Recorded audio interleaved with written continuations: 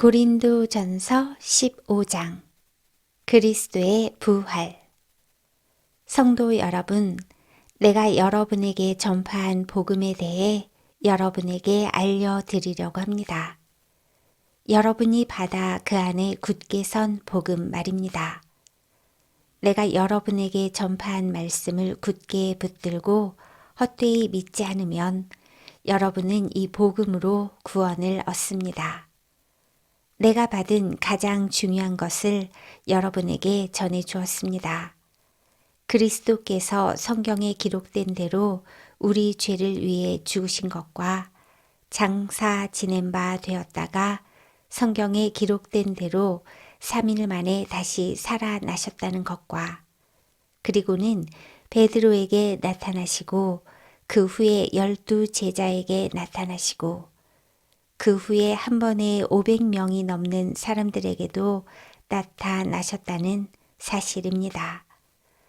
그 사람들 중에는 이미 죽은 사람들도 있지만 대부분은 아직도 살아 있습니다. 그 후에 야고보에게 그 다음에 모든 사도들에게 나타나시고 맨 마지막으로 조사나와 같은 나에게도 나타나셨습니다. 나는 모든 사도들 중에서 가장 작은 사람입니다. 나는 과거에 하나님의 교회를 핍박했던 사람이기 때문에 사도라고 불릴 자격이 없습니다. 그러나 지금의 나는 하나님의 은혜로 된 것이므로 내게 베푸신 그분의 은혜가 헛되지 않습니다. 나는 다른 사도들보다 더 열심히 일하였습니다. 그러나 그 일은 내가 한 것이 아니라 나와 함께 하시는 하나님의 은혜로 한 것이었습니다. 내가 되었든지 아니면 그 사람들이 되었든지 간에 우리가 전파한 복음은 이런 내용이고 여러분은 이것을 믿었습니다. 죽은 자들의 부활.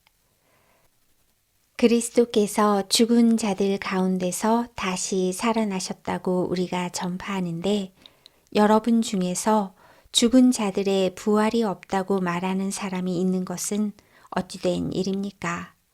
죽은 자들의 부활이 없다면 그리스도께서도 다시 살아나지 못하셨을 것입니다.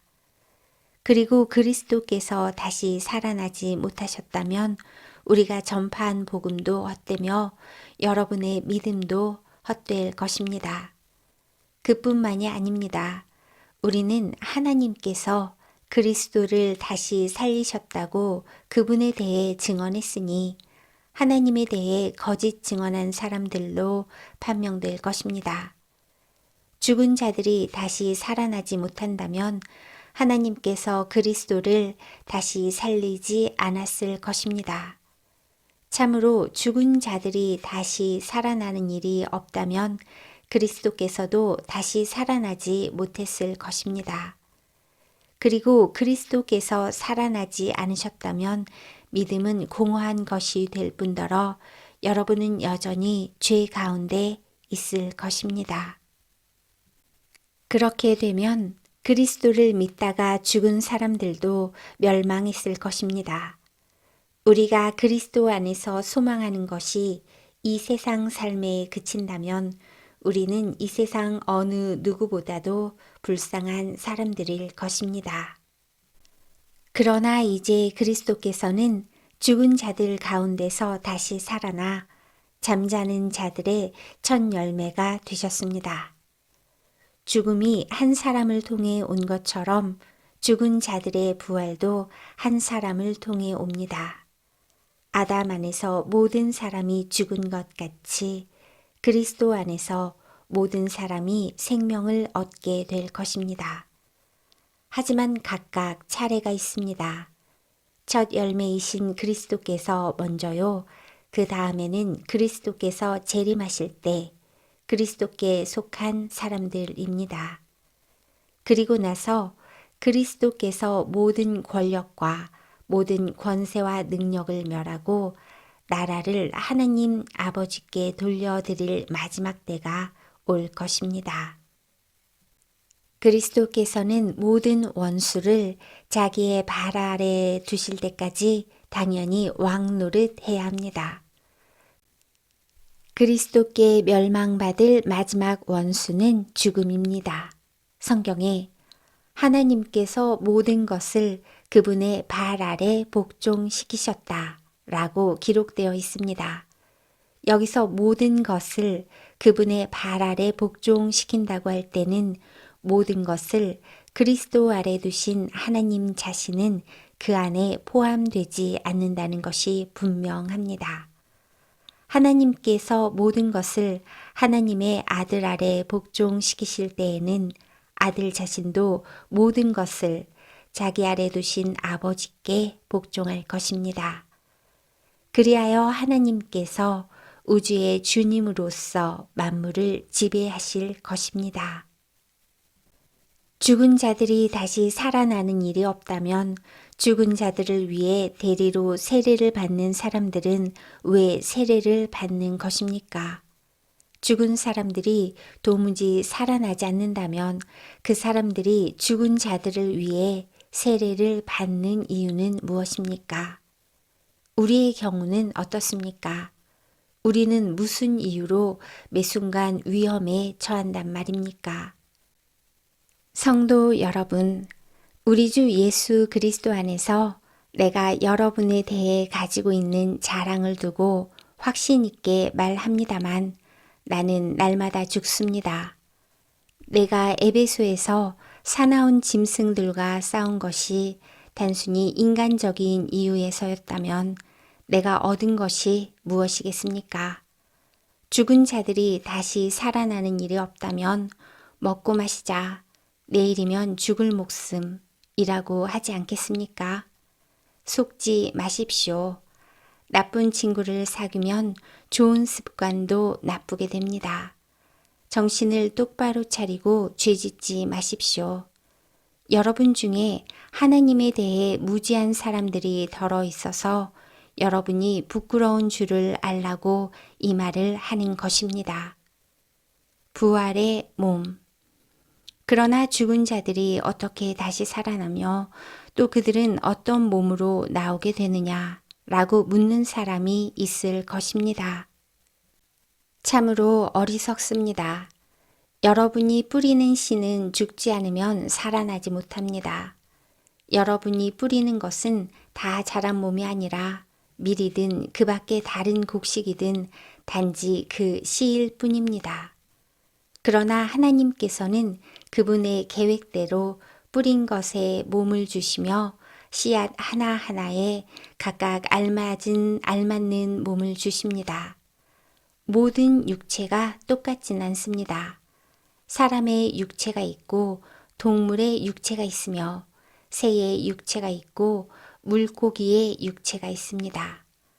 또한 하늘에 속한 몸만 있는 것이 아니라 땅에 속한 몸도 있습니다. 그러나 하늘에 속한 영광과 땅에 속한 영광이 각각 다릅니다. 해와 달과 별의 영광이 각각 다르고 별들 사이에서도 그 영광은 각기 다릅니다. 죽은 자들의 부활도 이와 같습니다. 썩을 몸을 심지만 썩지 않을 몸으로 다시 살아납니다. 비천한 몸을 심지만 영광스러운 몸으로 다시 살아납니다.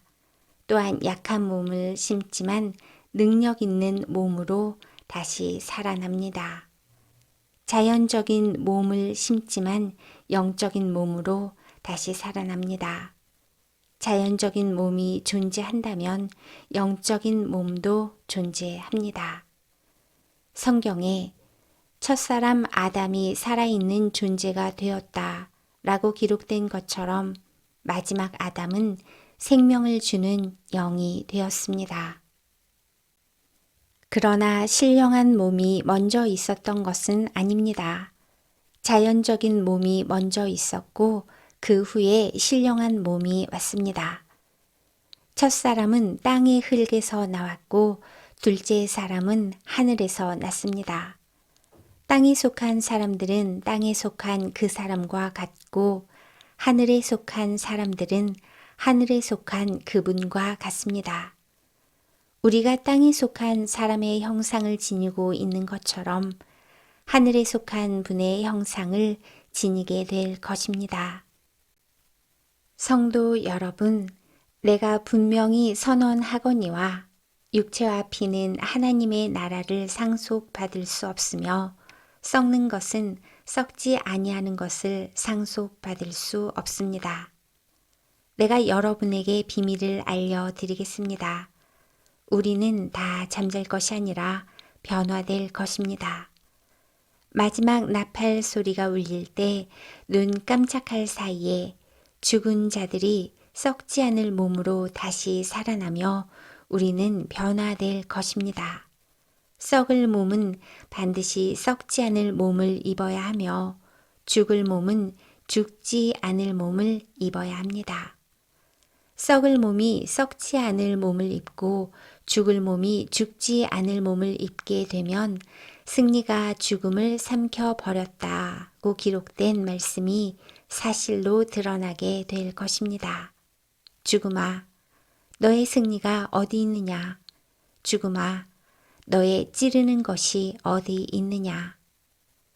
죽음이 찌르는 것은 죄이며 죄의 힘은 율법입니다. 그러나 우리 주 예수 그리스도를 통해 우리에게 승리를 주시는 하나님께 감사합니다. 그러므로 나의 사랑하는 성도 여러분, 굳게 서서 흔들리지 말고 항상 주님의 일을 위해 자신을 들이십시오.